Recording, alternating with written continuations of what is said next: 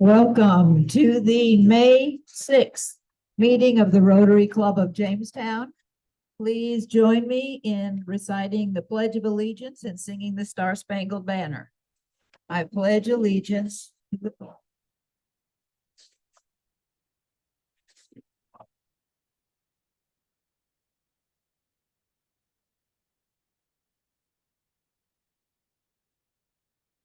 Oh, say, can you see the dawn's early light?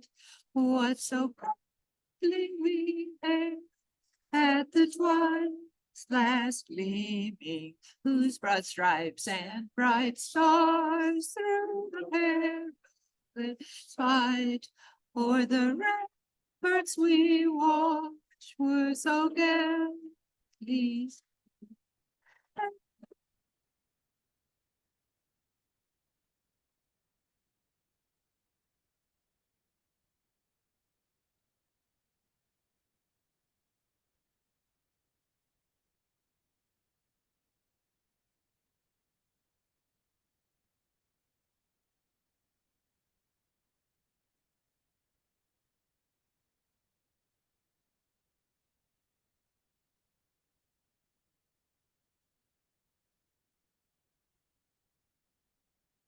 Thank you. And now our invocation for today will be given by Sharon Hamilton. Thank you, Ruth. I am just one of three prepared to give the invocation today. So anyway, here we go. Let's bow our heads. Lord of the universe, we are thankful for this day that you have given us, for its blessings, its opportunities, its challenges. As we enjoy our friendship, help us to remember how fortunate we are to be able to serve our brothers and sisters in our community and around the world through Rotary. Guide us in our service. Keep us well so that we can serve. Bless those people who are touched by our works. We are prosperous, which enables us to give of our financial resources. We are free, which enables us to work together to achieve success. We are dedicated, which brings us together as Rotary members so that we may continue to make a difference in our world. May we be challenged to give our best always, and may we be assured of your presence with us. Amen. Thank you very much. Yes, we're all feeling very blessed today. I appreciate it. So I would call up President-elect Marion to talk about our visiting Rotarians and guests. Okay. I'm going to start with my first guest because she's brought 2 flags from her club, and we're hoping she will don our flag. Kiteleen O'Reilly, who is here from the Colorado Springs Rotary Club, as well as the Rotary Club of Estero, Florida, of which she is a member. So welcome, Kiteleen. We also have another Rotarian in the room from Billings, Montana, and I'll move over here, Mike Maya. So he is here temporarily in this area once or twice a year. So we welcome you back.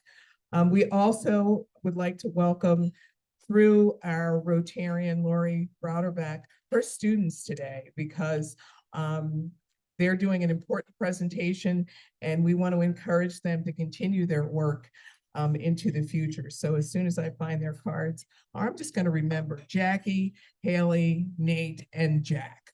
Welcome. Please stand.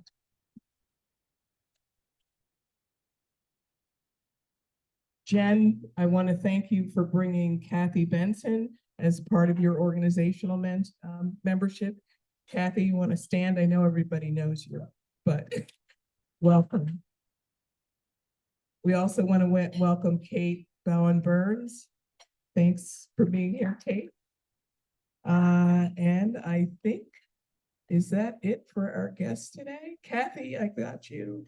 I think I've got everybody. Thank you for being here. Thank you very much, Marion. So today we are going with our early speaker program because the students have asked to please go first so then they can enjoy their meal. So I'm calling on I'm really excited because May is Youth Services Month. So I'm thrilled that we have youth from JCC to give today's program. And please welcome Rotarian Lori Brocklebank to introduce our speakers.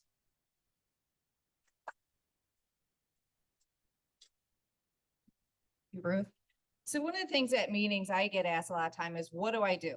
So I am an urban forester, I'm an arborist.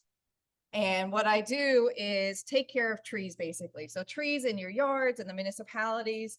And actually, a few years ago, through my company, we actually inventoried all the trees of Jamestown as well, with additional foundation money. So, you know, we have worked in our local community. We're hoping this year also working in the village of Cassadaga. So places in Chautauqua County, the village of Dunkirk, we've inventoried as well. But one of my best joys really is for the last about 15 years now, I've been doing a internship through Jamestown Community College. And we do this every 2 years. Jamestown Community College was the first community college in New York State to become a tree campus USA. So just like Jamestown's one of the second oldest tree city USAs, JCC is a first in New York State to become a tree campus USA. And a research done by a PhD candidate at Cornell determined, based on that inventory at JCC, they are the most diverse campus in New York State as well. And that is through the different trees that have been planted through the city of Jamestown as well. So they have helped in conjunction together to build this. So when we take these students out to learn their trees, it's not your normal common just maple trees. We have a wide variety of trees there. So they get really good introduction. But what they also learn is the value of trees. So that's where they're going to come in with their presentation now to teach you what they have learned, where it's going, and what's so special about our area. So we're going to have Jack, Nate, Haley, and Jackie. And they'll each give a presentation.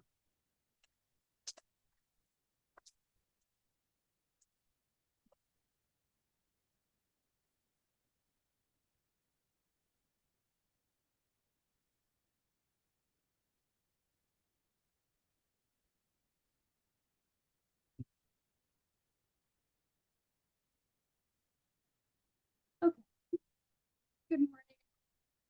And today we're going to be talking a little bit about what we do and the benefits of the trees that we are observing right now. But before we get started with that, we just wanted to thank you for your time. We've been doing this for a couple of months and we are really excited to be able to share this information with all of you. So yeah, we can get started. Oh.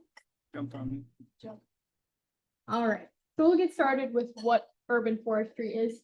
Again, it is the practice of managing tree and forest resources for the benefit of communities that surround or live within these tree cities. Jamestown will be a tree city for 44 years as of this year. And to do so, we have maintained an active tree board, a tree care ordinance, a budget put towards urban forestry, and an Arbor Day celebration for the past 44 years straight. 93 million Americans reside in tree cities across the country, benefiting from the resources of an active and healthy tree canopy. But why should we care? Well, trees are beneficial for a couple of reasons. Yes, they look nice, and we all know that they give us cleaner air to breathe and cleaner water to drink. But they also store carbon, conserve energy, intercept water runoff, and give food and habitat to the wildlife, even in urban settings. I'm sorry. All right. All right, so there's 4 interns and 754 trees across the 3 campuses, which is Dunkirk, Olean, and Jamestown. We primarily focus on inventory right now, which I'll get into in a minute. We also deal with identification for that inventory, proper care and management of campus trees, keeping them healthy, and campus, we're making a campus management plan. Being a campus, it's important to have an organized plan to see how we can further build our canopy and our tree population. So it's good to keep track of everything.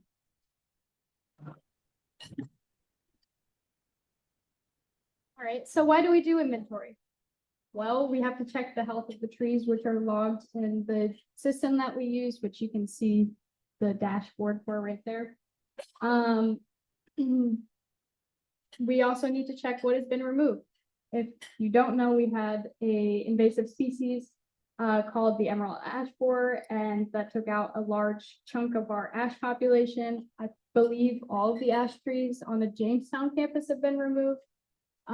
So we have to keep track of what's been removed for that count. Records of young tree health, how well they're doing in the area that they are. Invasive species damage, again, the emerald ash borer, we had to keep track of how damaged those trees are, see if we had to remove them, and the effects of people on campus trees. Being on a campus, there's a lot of young adults harming trees without necessarily knowing, carving into the bark and stuff like that, introducing disease into the tree.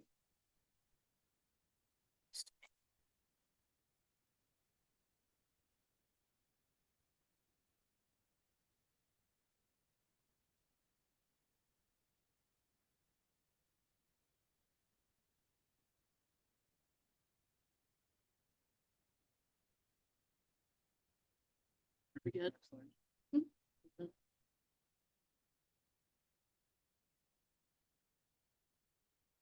Okay. So our first adventure as interns, first big one was the Department of Environmental Conservation Recognition Lunch. This was held in Syracuse in March this year. They give recognition and award for tree campuses, cities, and lines. What did we do as interns? Well, we networked because we are young adults looking to go into a career field, but within that networking, we also heard from a lot of people from across the state that hold these Tree City, Tree Campus titles. And it's like a community. We bounce back and forth ideas for how to manage these trees, invasive species. The environment isn't always predictable. So there's different solutions to different things, and we can bounce those ideas off of each other. We also learned about the proper care of trees, mulching, pruning, planting, all are very important for the health of a tree going forward. And learning about invasive species, the spotted lanternfly is one that's very prevalent right now, heavy in New York City, which is devastating a lot of tree species along the coast. And then we have our Arbor Day celebration. This is held every year. We are 15 years as a tree campus. We planted 7 trees this year, 1 tulip tree, 2 prairie fire crab apples, 2 blood-good London planes, sterling silver linden, and a silver queen silver maple. These trees, well, different trees are planted every year. Now it is very beneficial now that we have all that vacant space from all those ash trees being taken down. So yeah, it is great. We are grateful as students to have this opportunity to plant these trees every year and make an impact on our campus.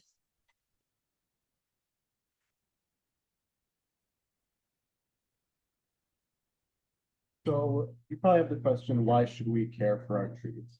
Well, when you're planting a tree in your own backyard, or you're part of a city board, or anywhere you plant a tree or you take care of them, there's a lot of aspects you need to take into account. So the first one that I'll be talking about are the ecological benefits to planting a tree.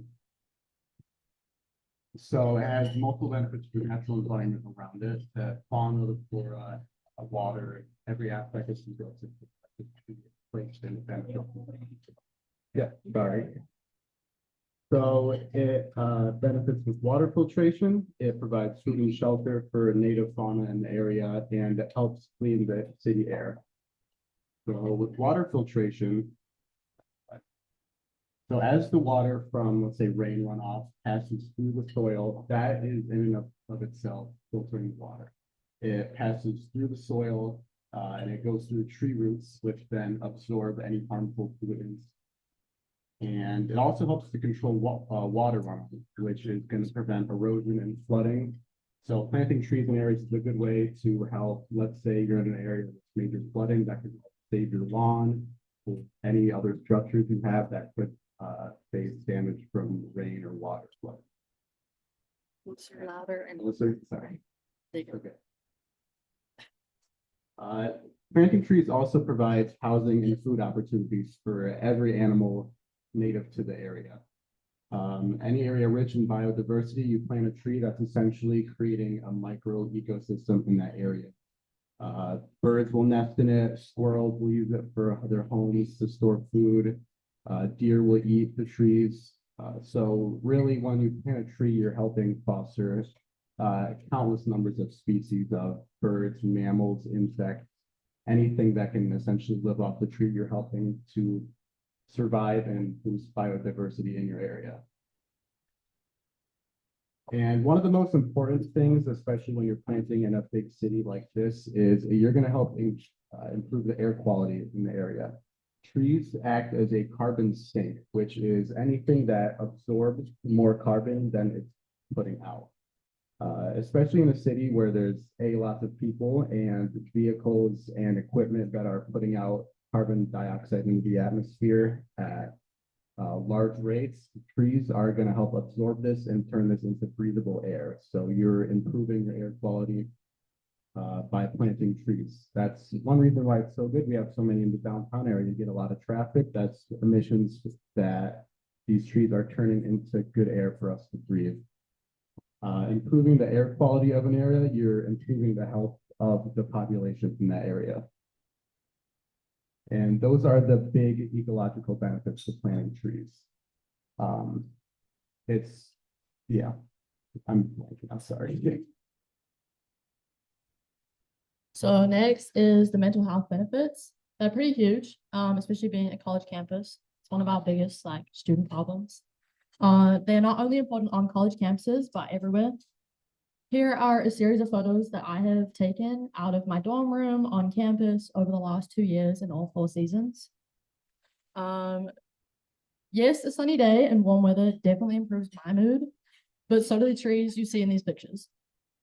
If we had no trees, it'd be a pretty bleak place to work, learn, live, and play. Think of your own properties, workplaces, and neighborhoods, and how many trees surround them. Now think of them without it. Can you change it?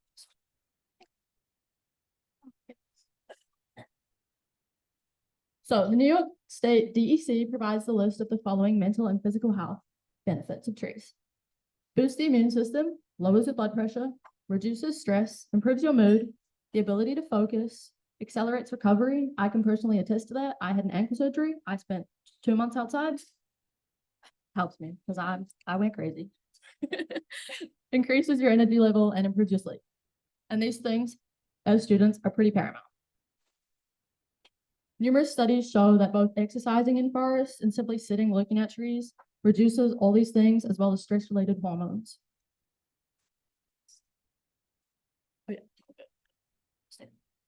To contrast the 2 campuses that we have visited, the Jamestown campus has around 600 trees and the Olean location has around about 100.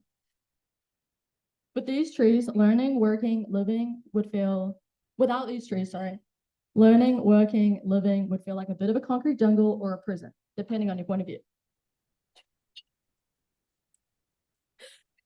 I have asked several students that live on the campus if they thought the trees helped their mental health at all and why. A few of them, always, said they didn't notice the trees. Well, almost every other student actually liked the trees and cited one of the benefits that I've mentioned previously. With one of the students, again a boy, I will give him credit for this one. He said he did actually enjoy the trees lots and it made the campus seem more peaceful and he enjoyed going outside. Outside my 2 dorm room windows, there's a red maple and a Freeman maple. And I can say that seeing those trees change color, drop leaves, be covered in snow in the winter, and now bloom each day certainly helped me get out of bed when I really didn't want to. In the picture on the left on the screen, this is my teammates taking photos of the maple trees in the parking lot in the fall. They were all smiling and commenting on how pretty they looked every single time they walked past. And the 2 on the right are the view outside my dorm room as I walked to class this morning. So when I was about 10 years old, I used to play this game called SimCity Build It. A bit like The Sims, a little bit different. So in the game, you build a town where you have to increase the infrastructure and the resources to support the growing population, like a town. One of the requirements was to put parks and green spaces in near the residential areas, and this improves the residents' mood in the game. As a young 10-year-old, I knew that being outside and playing at the parks was fun and it was cool. And that made sense at the time. But now, being in this internship and growing up, I see why parks and green spaces and trees are a top contributing factor to improving our mental health in our communities. And as Lori likes to say, trees are pretty much the solution to just about everything. There you go.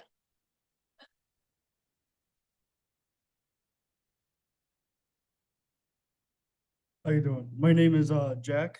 I'm also with the Urban Forestry internship at JCC. I'm here to discuss the economical benefits of having trees in your area. Just some simple points. I mean, like Lori has said, trees are a great source for communities, our ecosystem, for our mental health. And I mean, they also have a lot of economical benefits. This includes like soil erosion prevention, your produce of fruit trees, and it can act as a natural cooling system to help reduce electric usage. So prevention of soil erosion. I don't know if you guys have noticed, we've been having a lot of funky weather lately. It's either really dry or really wet. And when you get almost like flood-like symptoms, you can lose a lot of your soil or on your bank system. And of course, we're right here with Chaco Lake. Planting trees is so important to help prevent the loss of soil and loss of property. As you can see here, the picture on the right, this is from a riverbed that's just been slowly dug into just by water moving through. And this tree line has prevented the soil receding any farther back. Not as what you'll normally find in our area, but on the left is an example of a mangrove, which is used in more of our Eastern Asian islands. This also helps prevent soil erosion for them due to the water current just coming through and clearing out. So I mean, trees, it almost acts as like a shield for us, helps protect like our resources, our property, and just overall is just a really good benefactor to have. What trees can do to help prevent costs for homeowners. As you can see in the left-hand photo, we use trees almost as like a natural border. I don't know about you, but I'm not really one for looking at a wooden fence and thinking, what a sight to see, you know? Even between my neighbors and my home, we have a line of pines to act as almost like a natural barrier or a natural fence, so we have our own privacy. In the middle photo here, as you can see, these trees are acting as a natural shade for our windows. Even on Tuesdays and Thursdays, when I have genetics, we sit in this giant glass box and it gets so hot, even this early in May. And it's just a great example of trees provide great shade and another good resource just for us humans to use. And then of course, this will also reduce your electric bill as well, your electric usage, which also is eco-friendly. And like pointing out before, had a lot of rain lately, excess water can build up. Planting the correct tree in the correct location is so vital because that can help maintain this funky climate that we're currently having with climate change and global warming. Yeah, so I know, just very important.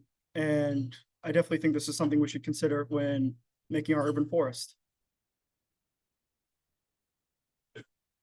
So, and of course, this is not as vital, but I also think it's a good factor to consider when planting or harvesting a tree is your fruit-bearing trees. I know a lot of my fellow students at JCC campus are struggling with food security, and we've planted a few pear and apple trees across campus to act as also as a food source. I mean, it's very important that we have the resources we need to even survive, but even just to have something as simple as a tree that can provide us food conveniently and cheaply is just another reason why I think we should consider why urban forestry is so important. As you can see here, I just listed some trees that we can locally find. We have our apple tree. This is specifically a gala. We have our American pear. This is a purple leaf plum in the third photo, and a simple cherry blossom on the far right.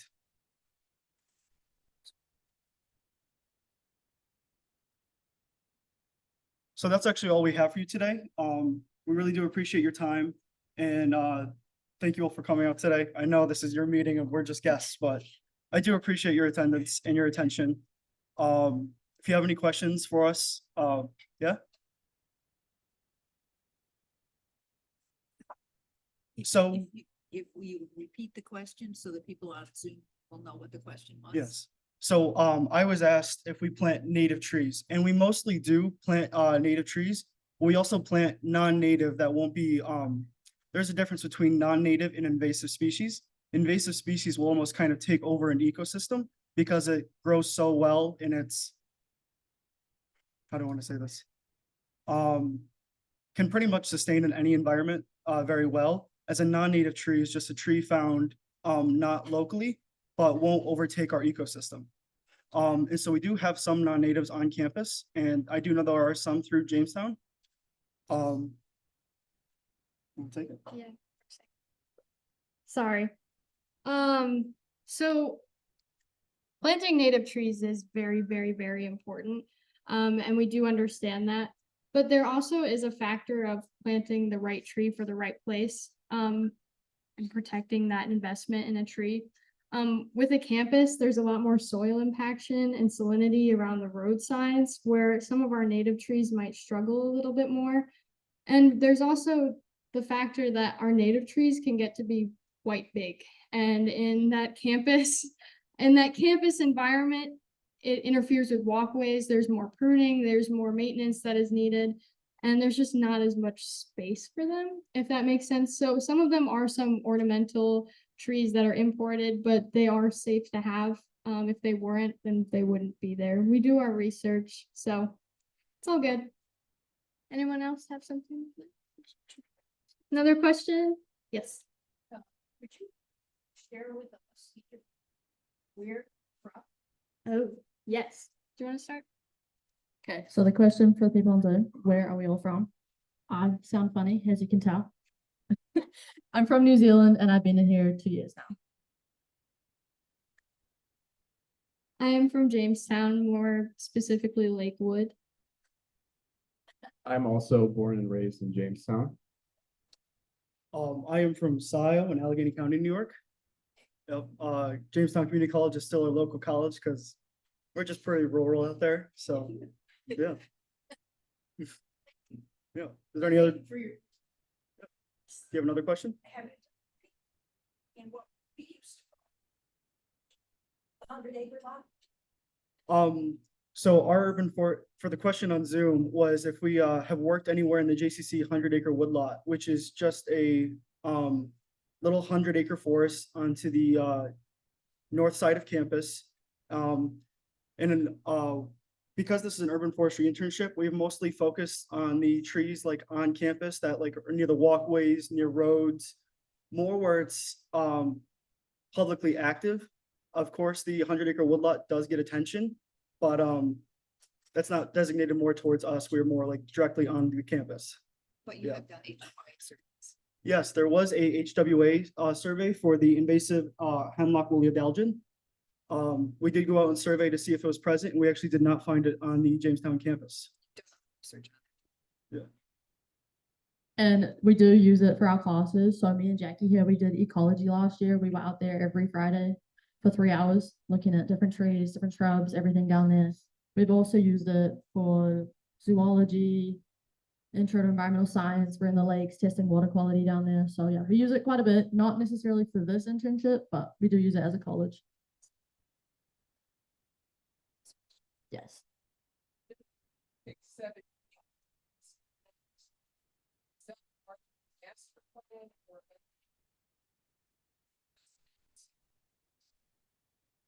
They don't know the answer. The question was, for those 7 species, how were they chosen?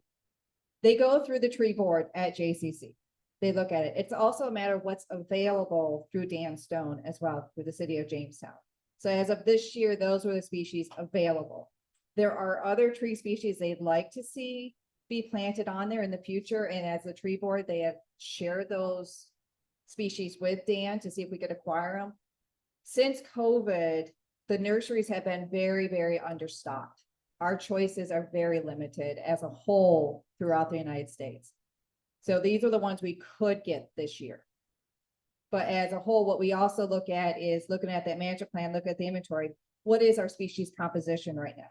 What are we missing? Becky Nystrom used to do a really great botany course there, and she would always want different varieties. So we introduce the students to different varieties. So it's been a driving force for that as well. Any other? So the question is, did I come here just with JCC?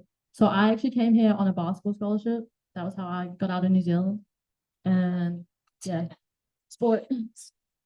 And now I'm here. Yes, so I'm going back for 2 months and then I'm transferring to SUNY Morrisville out near Syracuse next year to do environmental and natural resource management.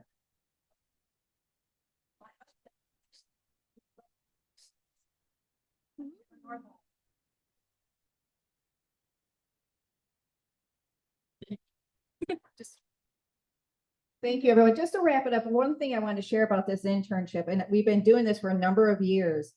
There are, out of probably now about 60 students who have gone through the program, about 2 to 3 are in the industry doing forestry in some capacity. It's not the point of the internship to get them to do urban forestry or be an arborist or, be marketable. It's a way that this is our future tree boards. This is our future generation. That's going to be the Loraxes. They might be in whatever industry they want to be in the future. But at the same point, they never look at a volcano mulch the same way again. They want to go out there and rip those things apart. They never look at a tree the same way to say, oh, it's just a tree. Now they look at what species is it? Is it healthy? Does it need work? Do I really want to park my car underneath that tree? These are the next generation of our Loraxes. And that's the point of this internship, is really to get students engaged and interested in the environment, open their minds. Because as an arborist community, we are struggling hard to get qualified personnel into the field.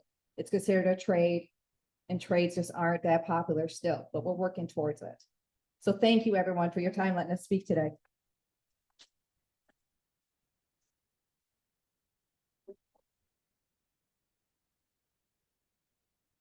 My start actually was with Forcon.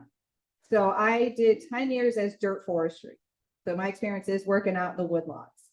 After that, sometimes, what's funny is through my connections, I got in touch with Matt Smith, who does carbon sequestration credits through our Davy company, working with him again. Pioneer Forestry, also he came from Forcon as well. And occasionally we touch base. I also served as a New York State president for 2 terms. So there's a lot of people in our area that are just, arborists don't necessarily with the company as consultants that I do work with and talk with quite often. And then I also teach with the Master Gardeners program as well here in Chautauqua County. And then also the tree stewardship program up in Buffalo, where we teach citizens how to take care of small young trees throughout Erie County, Niagara County as well. So I do many teaching things around Western New York too. Thank you all so much. This has been amazing. I really appreciate it. And I want to tell you that you can come. Sneak through that one of Rotary's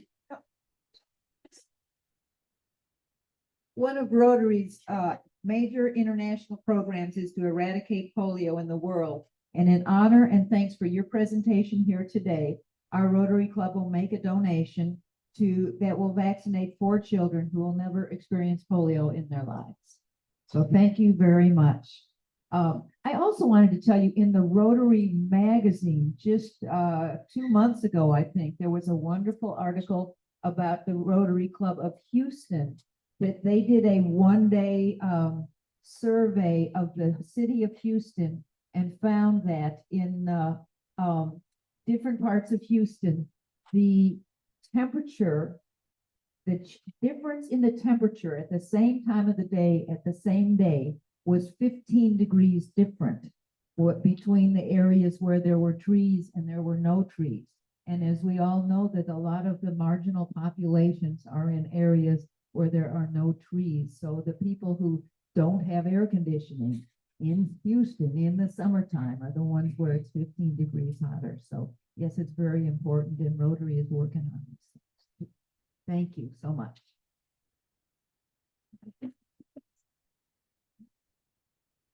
Thank you so much. And now I would like to call Joni up to do the birthday table. Remember how to stop sharing here. All right, is this loud enough? Can you hear me? All right. So we have a whole bunch of people who have birthdays in May, but if I'm mistaken, please correct me. I think there are 2 of you in the room. Yeah, Max and Vince. And is there somebody online that's, oh, but we don't have you in our club yet. And Katie's coming in soon, coming in hot. All right, I'll get to you in just a second. Well, no, so let me start out with this. So, I'm putting on a different hat now. Putting on the treasurer hat. So you all got an email this past week. It wasn't a real happy one, but it's your membership amount. And it's 180. And what's new this year, if you didn't pick up on this before, I want you to really listen. You need to pay your dues by June 30th. Actually, we'd love them by June 25th. June 30th is on the invoice, because Rotary will slash you off the list if you haven't paid. If I haven't told them you have paid by June 30th, okay? And that doesn't mean you can't come back, you can't be a member. It just means we're going to take you off the list and have to put you back on the list and when you do pay, because we're going to get dinged about $5,000 in July. So we usually wait and pay. I usually wait and pay it and wait, then I'll pay it. So we're not doing that this year. So I just wanted you to be aware, we love all of you and we want all of you. Don't take this the wrong way, but we do have a deadline this year. And that's according to the bylaws, which President Ruth actually read. No, we all read them. We just didn't pay attention to them. And I want you to know, we've already received 4 memberships paid already today. Thank you very much to those who have paid.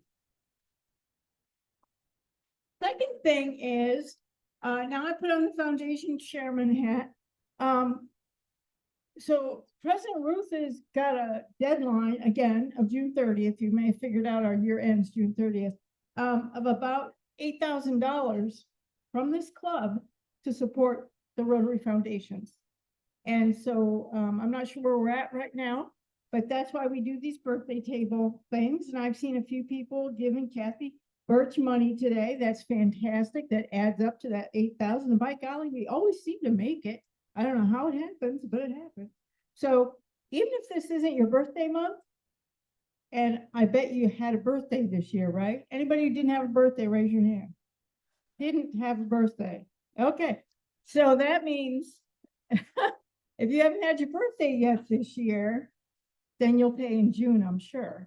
But if you've had a birthday, we would love to see some money go to the foundation. Doesn't have to be $100 like the Paul Harris Sustaining Member Club. It could be the amount of your age. It could be any number you want, but at least $1 would be great. Okay, now we'll do the birthdays. So first we have new member Zach Agate. His birthday is May 8th. And he, wait a minute, it says May 5th, wait a minute. Wow, May 5th, excuse me. His birthday was yesterday, must still be celebrating. He is the VP Community, Vice President of Community Engagement at Chautauqua Hospice and Palliative Care. He is a graduate of Washington and Jefferson College and Capella University. And Randy Sweeney brought him to us last year. Happy birthday, Zach. John Felton's birthday is May 8th. That's what I was reading wrong. John, obviously works, we all know John, who works at the Southern Chautauqua Federal Credit Union, CEO. And he, joined the club in 22. Thank you, Diana Meckley, for bringing him to us. Happy birthday, John. Eric Harvey. Eric Harvey again, was sponsored by Randy Sweeney. There you go, Randy. Back in 2020. His birthday is May 9th, and he is a financial advisor at Alliance Advisory Group. Happy birthday, Eric. Next is Max Miller, sitting at the end of the table. His birthday is May 11th. He is an account executive at Sloan Mel-Hewish Insurance. He's a graduate of Arizona State University. And he was brought to the club in 2021 by Mike Roberts. Thank you, Mike. Happy birthday, Max. Dr. Lillian Ney joined us back in 2008. Jennifer Harkness and Dudley Erickson sponsored her. Her birthday is May 14th. And she's a retired physician and has done many, many, many other things. She's a graduate of Wells College, SUNY Buffalo School of Medicine. Happy birthday, Lily. Megan Barone, who is Director of Development. I don't think that's the correct title. She has a different title at UPMC Chautauqua, helping the new physicians acclimate to the area and introducing other professionals to our area. Megan's birthday is May 14th also.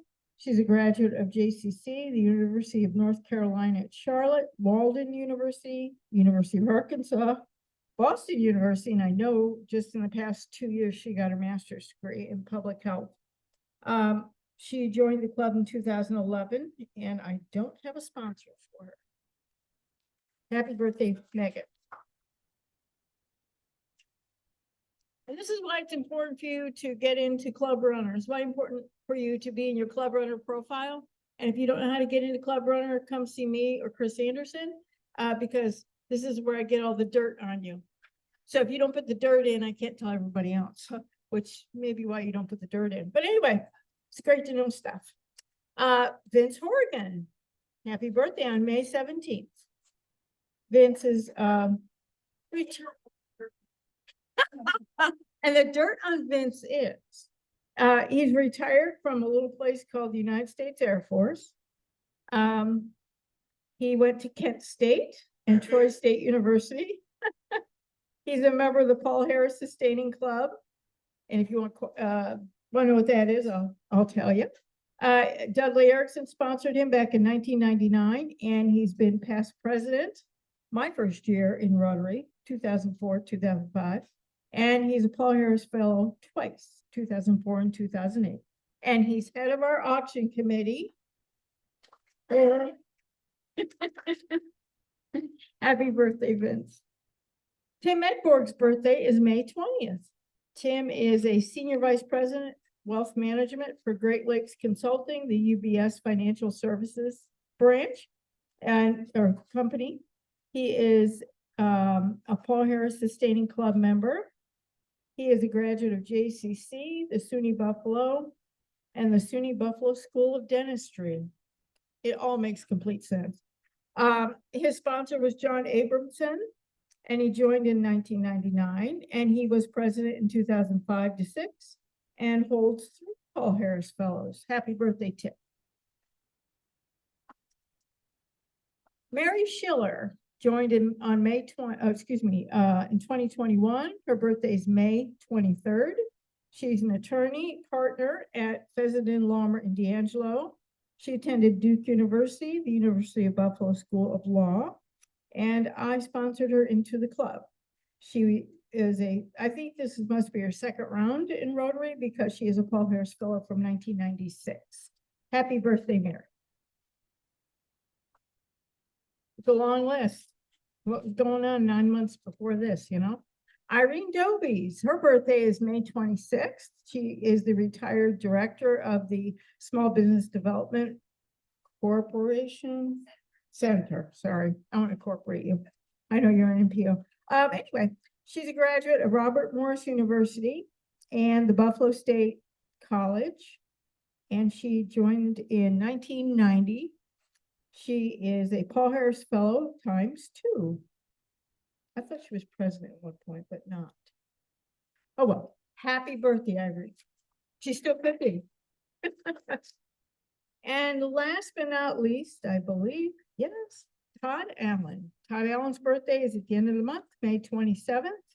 He is a senior vice president at Morgan Stanley, working out of Olean, I think.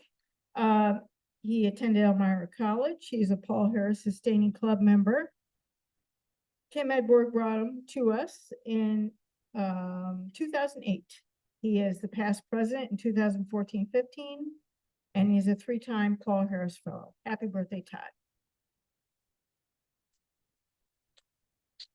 So I wanted to verify there's only the 2 of you in the room, right? None of those other names are in the room. Okay. So you're gonna win a gift certificate for lunch. And I'm gonna have President Ruth hand me back one piece of paper. I'm not gonna just, pick a name this time. And the winner is Max. Happy birthday to you. Happy birthday to you. Happy birthday, dear Max and Vince, and the rest. Birthday to you. Thank you so much for our birthday table. And now I'm very excited that we are doing another new member induction today. So I would ask, it's my privilege, fellow Rotarians, to welcome into membership in our club, Kate Bowen Burns and Kathy Benson, that name sounds familiar, as alternates for Jen Swanluz and the organizational membership for Striders. So would the 3 of you please come up?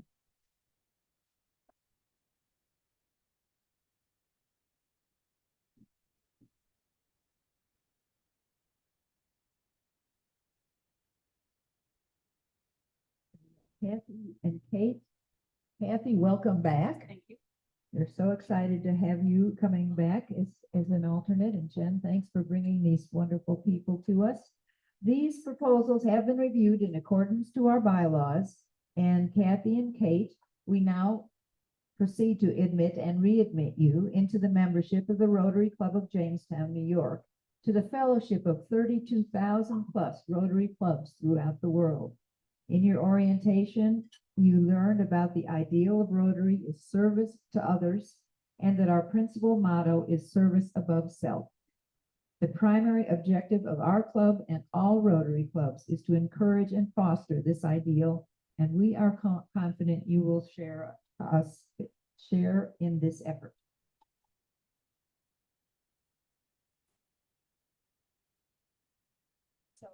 You have been approved for membership because we believe you are outstanding representatives of your vocations who subscribe to the ideals of Rotary. You have agreed to accept the obligations of membership in this club, to obey our Constitution and bylaws, and to be actively engaged members. You also learned about our specific committees and projects and other aspects of the club, and you are supporting Jen in her efforts in this club as the primary primary member of Rotary.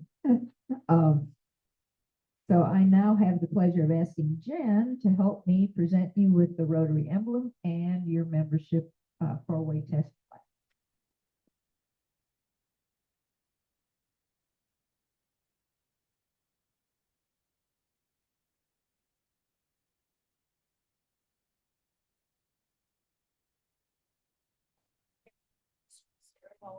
Yes.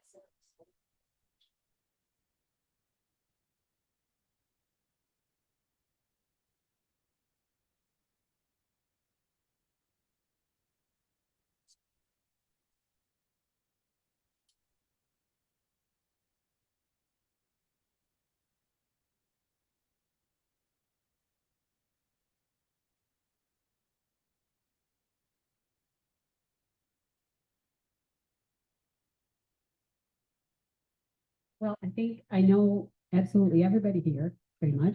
And I just want to say that I look forward to being back at Rotary and getting involved in some of the great projects that you do. Thank you. I just want to say, happy to be here. I'm glad Jen trusted me to take on this position with her. And yeah, excited to be involved. Thank you so much. Thank you both, and welcome, welcome. We look forward to seeing you, and Jen, thank you, and we look forward to the Strength of Striders to be part of Rotary. Yeah. Yes. All right. I did put I did put on some of the tables this information about a golf tournament, but it's not our golf tournament. This is a warm-up to our golf tournament, which is being done by the Falconer Rotary. So I wanted to let you know about that opportunity to support a fellow Rotary Club so not to be confused with the up and coming in July 15th. July 15th tournament at Moonbrook, but this is a wonderful way to support the Falconer Rotary if anyone wants, like I say, a warm up to that. Let's see, are there any other announcements from committee chairs? I know there are.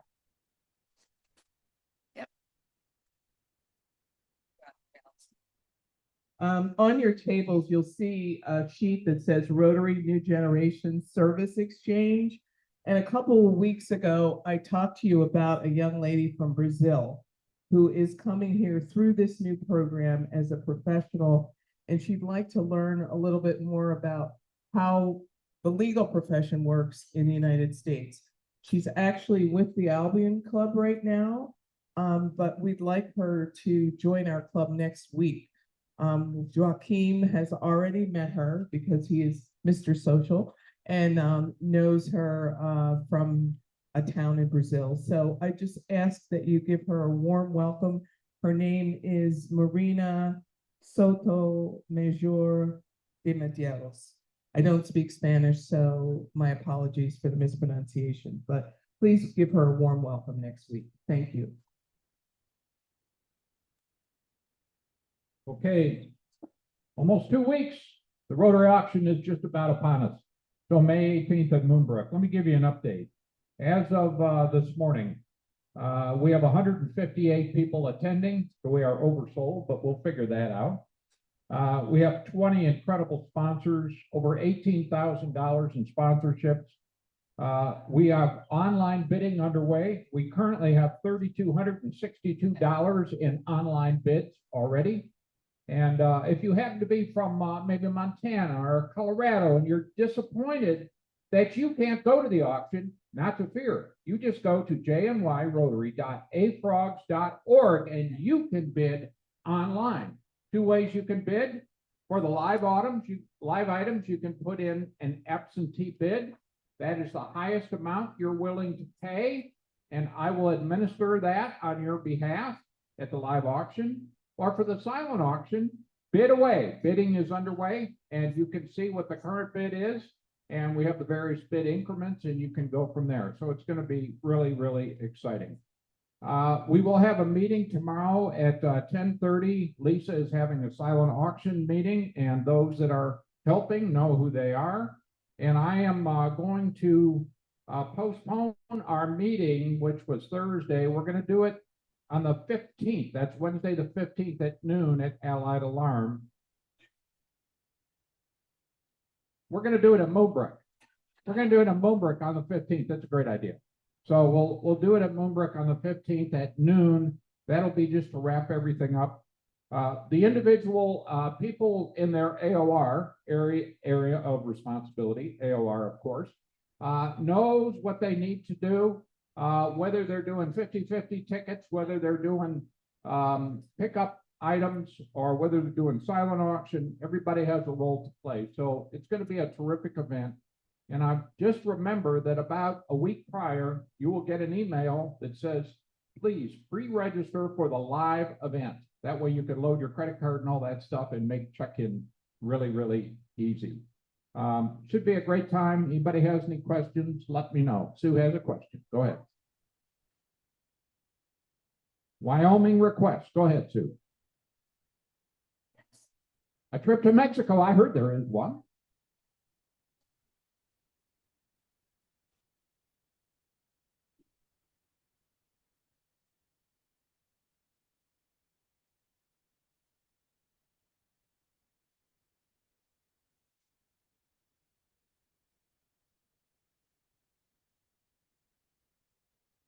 So this is the presidential suite at Puerto Vallarta, Vallarta, right?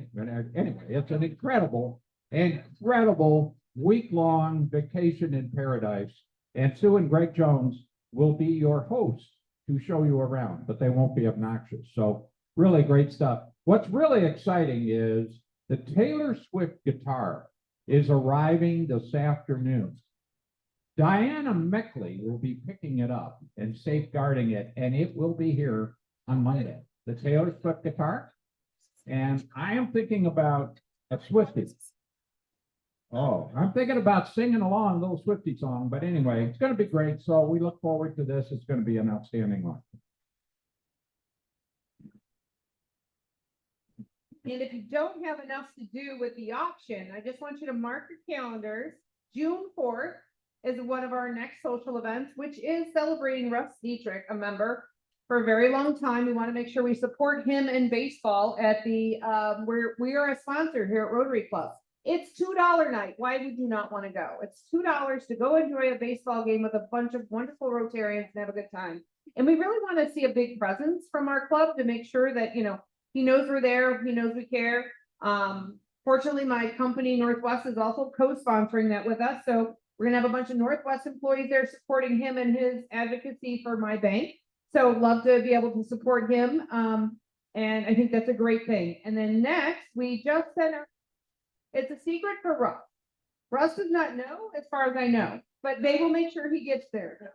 But no, he's not here right now and he's not online, so we're okay. Yeah, just don't say anything. I got a great jacket, a Rotary jacket to present to him that night. So we're going to have a good night. So I hope you can bring your families and have a really good night at baseball. June 4th. It's a Tuesday night, $2 night. I don't know baseball. Seven. Is that what time it is? Game starts at 6:30. Thank you.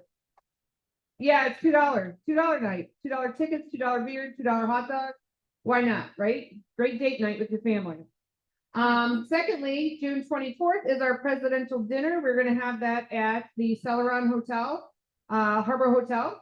It's $50 per person. We want to celebrate a great year and some of the great things that we're doing. So just kind of want you to put it on your calendar. We marked that off. We got a great meal plan for everybody. So look forward to having everybody there. Includes appetizers, dinners, and desserts with a cash bar. So figure we got everything on the table and a great vegetarian dish that I've been working on. So anyway, that's what I have for the social committee. Lots of great stuff. And don't forget, sign up to read to those kids at Bush School. We got a few more openings, and thanks to everybody that signed up so far. Mighty. So Michelle, you have the. I became Dewey now. Yeah. I am now Dewey. Oh, are you drawing? It's $35. Okay. One of the students.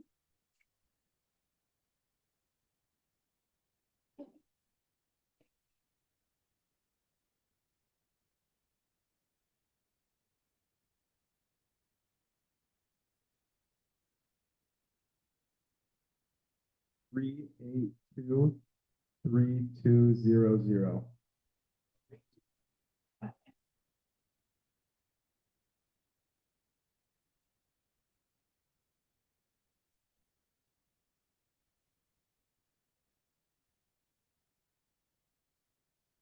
But, okay, and now, let's welcome Sergeant. Oh, And thank you, 50-50 winnings into the bucket. Really helps. Thank you. We'll keep it short tonight because we're running late.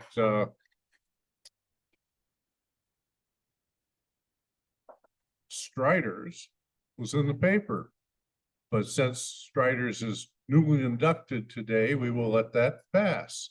Just be aware that in the future, eyes are watching. Kirk and Dewey had to leave early, so there we are. Sharon. Amy was kind and paid for your photo in the paper for allocations committee. I'm not so kind because you're in the paper for UConn. So come on, getting yourself back, getting the furnace going, getting that mission going. That's extremely critical to those lives. So thank you. And are there any happy bucks to come up?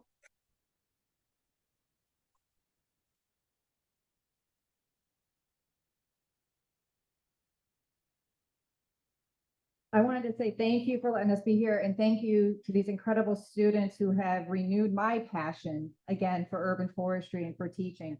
They did me a world of good as well. So thank you. But also so extra happy bucks, my youngest who is at the Citadel that shared before, he, Mom, I'm leaving campus. Yeah, I got a 4.0 again.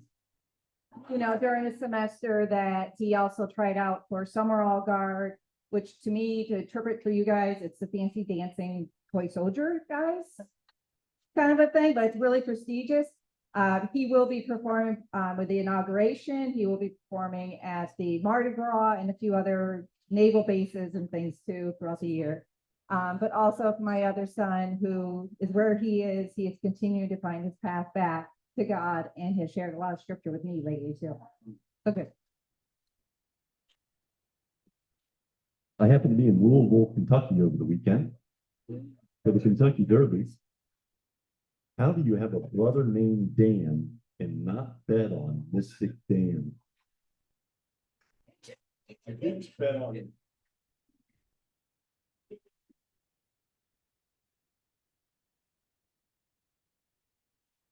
The first one is, today is the beginning of National Nurses Day. So if you happen to know a nurse, thank them, either he or she. They really are on the front lines of giving our healthcare a good start. And thank goodness we have JCC here. So that's number one. And number two was, and this is about trees already, but on Friday, I went to 16 Bowen Street. And that was where Roger Torrey Peterson's young house students, he was growing up. And they planted a tree there and they refurbished the marker, denoting the fact that that's where Roger Torrey Peterson was living as a child. I knew that because my father's family shared that home with him for a while. So anyhow, that was a fun thing to do. And other than that, I'm out of money. And I have an online happy buck from Megan Barone, who says that her son Nate, who is one of the speakers today, we didn't realize it.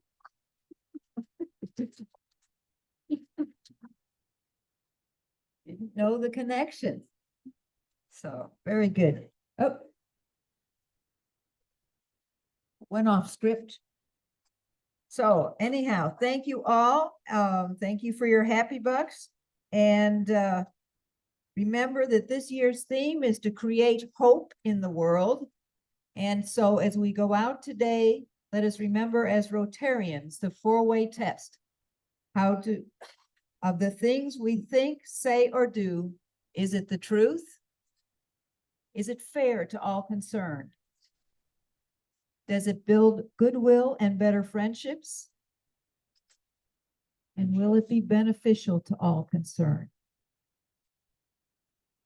Thank you all, and we are adjourned.